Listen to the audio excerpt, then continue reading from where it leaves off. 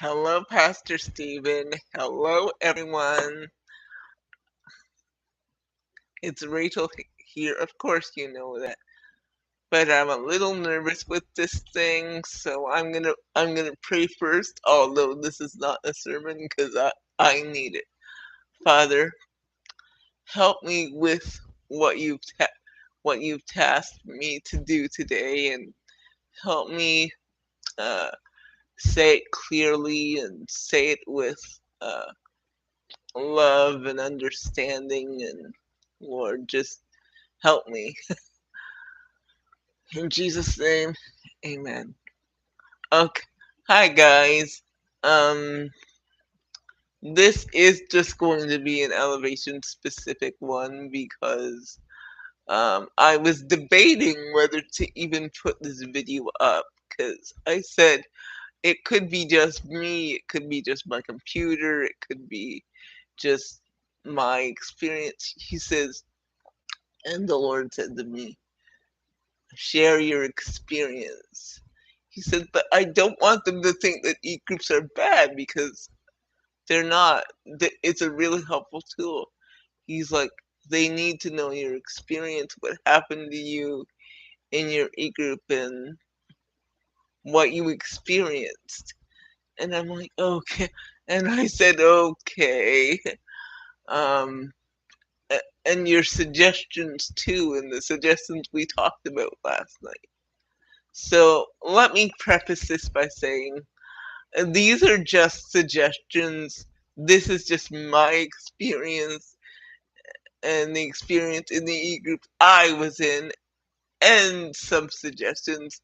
In no way am I saying that this is everybody's experience or this is what everybody goes through or this is what they should do or whatever. Um, but this is just like a few observations about, I think, 2020.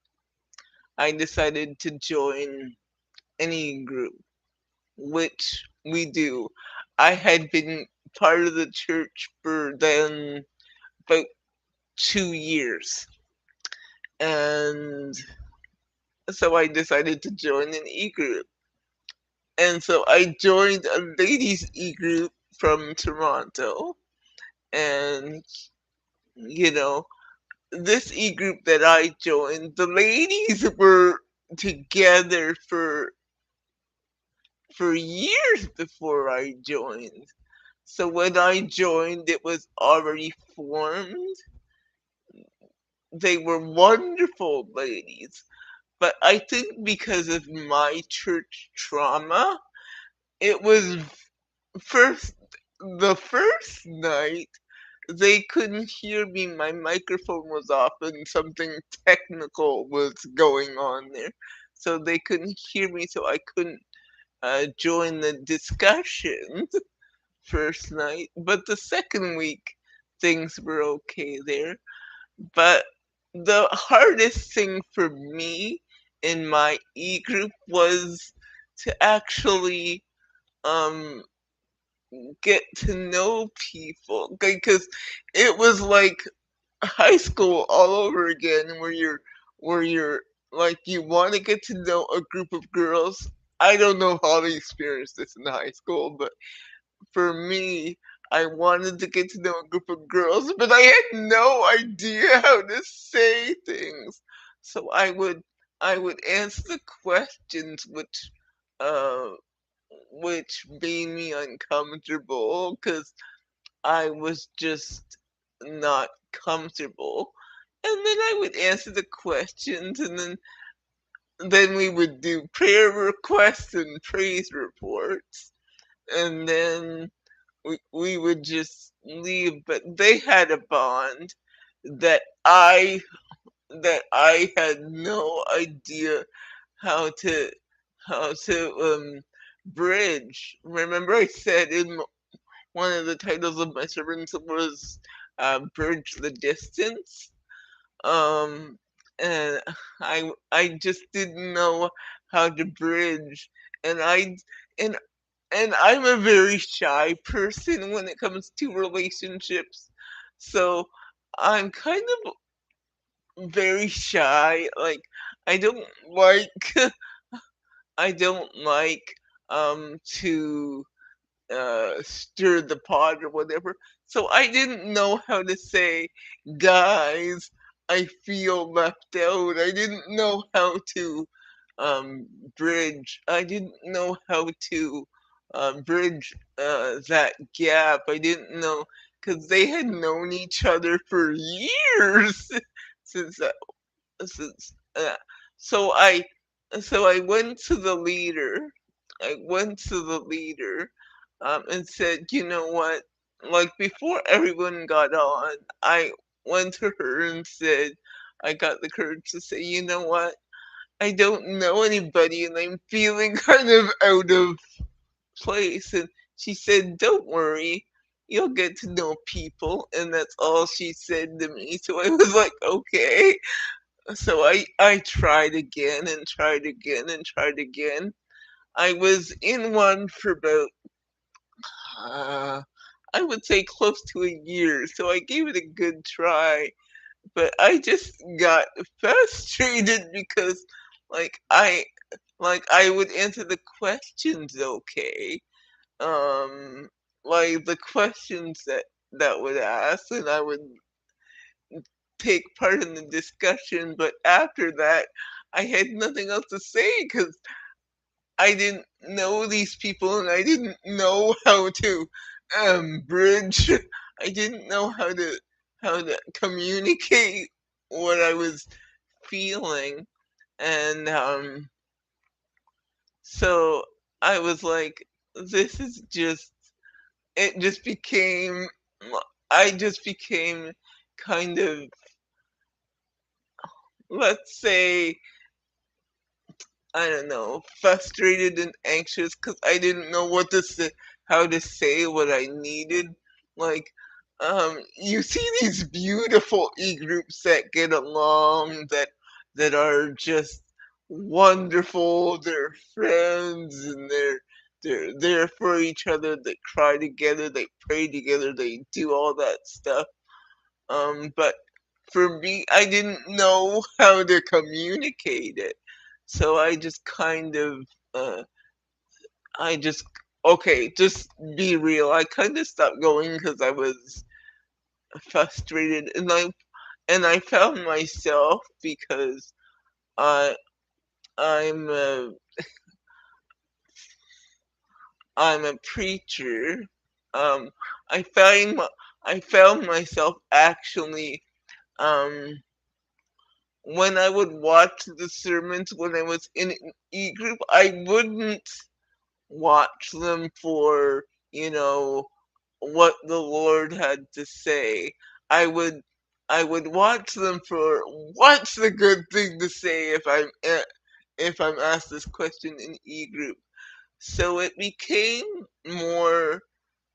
This is a Rachel problem. This is not an everyone problem. But it became more for me about performance and about what and about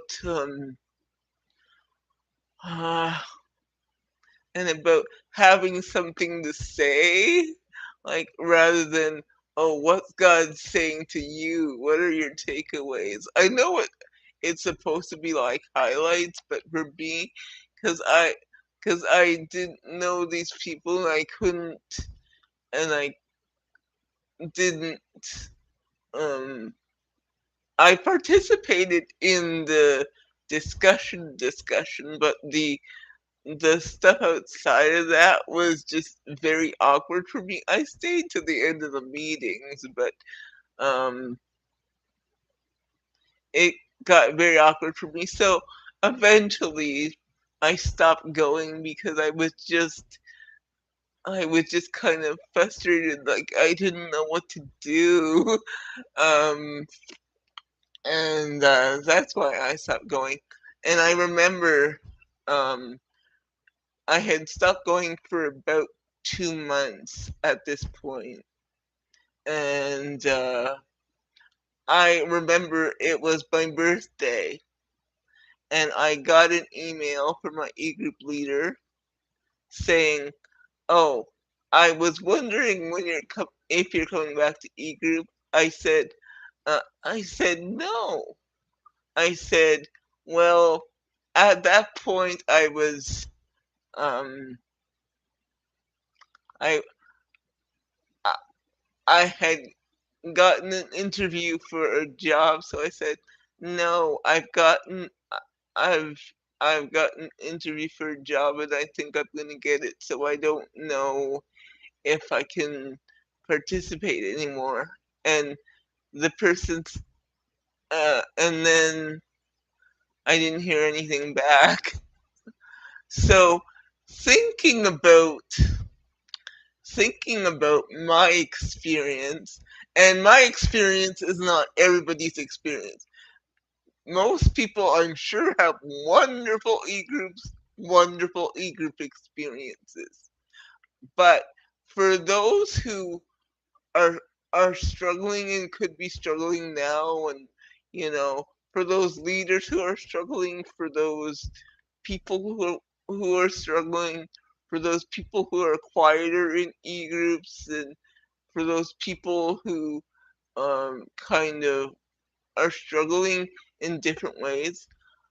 Um, I was thinking, I know they have e-group training, and I know it's basically a half an hour on a Sunday, but I I was going back to I started to think last night about what the original intention for e-groups is. Like, I know it's to go over the sermon, to um, uh, get your takeaways, and to go over this sermon and what God is speaking, and what and stuff like that. But I think from my understanding, I could be wrong. The uh, the intention of e-groups is to form community, whether you're in person in North Carolina, or whether you're online, or whatever campus you're at. And if it's to form community and to build fellowship with people, I think um, m- I was thinking of maybe there are other stories like mine of other people struggling, just, not fitting into their e-group or whatever. I was thinking maybe instead of having just a quick training about how to, you know, um, I've never been doing training because I don't know what they do. But instead of having a quick half an hour training of uh, how to do it technically or whatever, how to whatever, um, going through the bits and bobs of it. I think firstly, um, we need to talk about. Um, I think personally, it should be kind of a 4-week training, 4 to 6 week training about what are the purpose of e-groups, what are e-groups for, and what, like, if you're having issues in your e-group, what do you do, or what do you do as an e-group leader if you notice that someone is struggling? What do you do as an e-group leader if you know that someone is oversharing or over talking, or something like that? Or what do you do as a person if you're shy and got relationship issues? Because a lot of or how how do you build trust in your e-group, or how do you, you know how, when is it time to maybe change your e-group? How long do you stick with it? Or, issues like that, different kind of relationship issues. Because if our goal is to just go over pastor sermons and get takeaways from the scriptures. That's one thing. But I believe our primary goal is to build relationships with each other, to build the, to make our, to make a big church small. I believe that is our primary goal.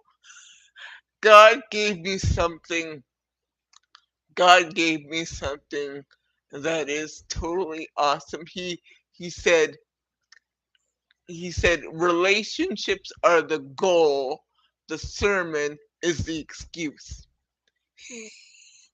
And I said, what? He said, for e-groups, relationships are the building healthy community or building healthy relationships is the goal, but sermons are the excuse.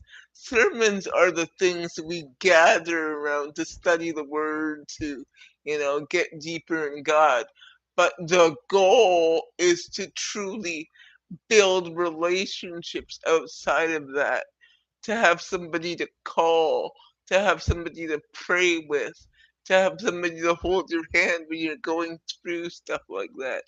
And I know there are e-groups like that that are there for each other, pray for each other, they they are really they they are really there for each other. But some e-groups are not like that. Some people have experiences like I had. And so I would say if relationships are the goal and the sermons every week are the excuse, I think um, to talk about how do you build trust in your e-group, um, how do you deal with issues when when they um, when they arise in your e-group, how when you see somebody struggling, how can you draw them out? You know what I mean? Just so, because I told you relationships come in many colors, and some relationships are so um are so easy, and some are a little harder.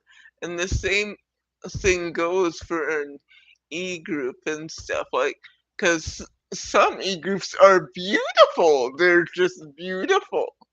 They meet bi-weekly, or they meet every week, or they meet every 2 weeks, and they're just beautiful. And some are just not a disaster, but some are harder to foster that community. And I think I think with every group is it's a culture, and I think that lo- just like everything, like just like every relationships, um, just like every relationships are formed, they're not found. And sometimes to form that relationship takes time, you know.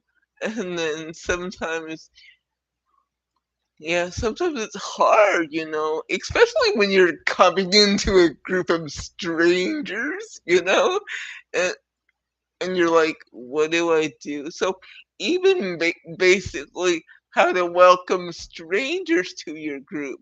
Because I remember that first night, uh, they just continued like I wasn't new, like wasn't new. Like they just continued with their questions. Um, like even like how to welcome strangers into a already established e-group or something or whatever, just to like have kind of like you won't be able to address every problem in 6 weeks, but some common problems or some common questions, even if you want to reach out to people and say what were the common issues in your group? What's working well in your group? What do we need to address? What do we need to work on? Because in everything, things need to be worked on. And if this is just like a way to go through the sermon, uh, and get what God is just saying and get into their heart, that's fine. But if this is for also the reason to build relationships, uh, I would think we need to pay attention to those issues as well. So I would put like tell us if you're in an e-group, tell us what's working in your e-group and tell us what's not working in your e-group. Because my experience is not everybody's experience, but and everybody's experience is not my experience. So that's something to look at when it comes to e-groups. Like even here's a big one. Even how do I choose the right e-group for me? How do I choose the right e-group for me? Like every time people said join an e-group, I'm like, oh my gosh, I'm e-group whelmed. There are so many different e-groups. How do I choose the right e-group for me? And maybe some tips and tricks on how to do that as well. Um, you won't get it perfect, but like y- I know there's schedule and stuff, but if you're like if you have the schedule or whatever, how do you still know what the right e group is for you? Like if I'm a man, if I'm a woman, do I go for a woman's group or do I go for a men's or do I go for a everyone group? Or if I'm a man, do I like it's just something that I think needs to be kind of looked at a bit. And the technical aspect, I think totally needs to be looked at. Hi. Okay. So that's just,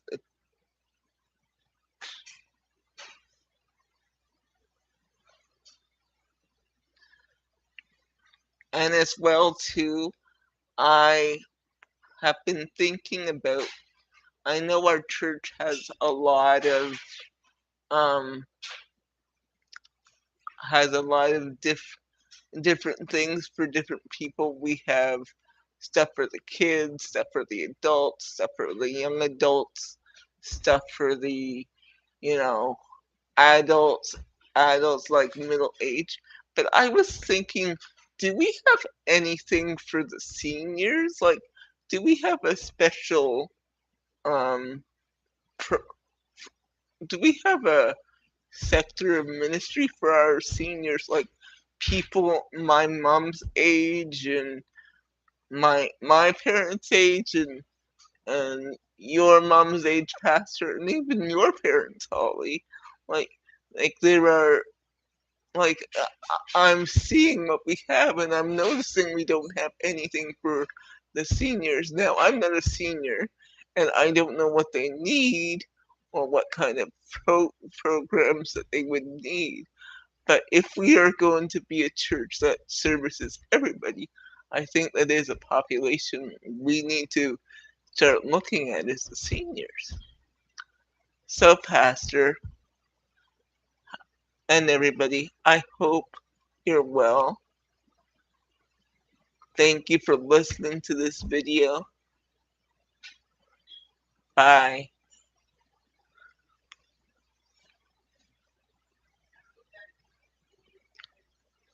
Okay.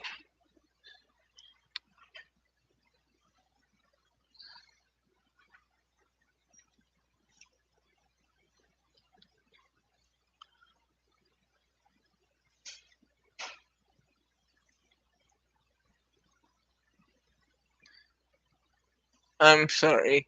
That was somebody that was doing my cooking. Sorry about that. Um, I'll talk to you guys later. Bye.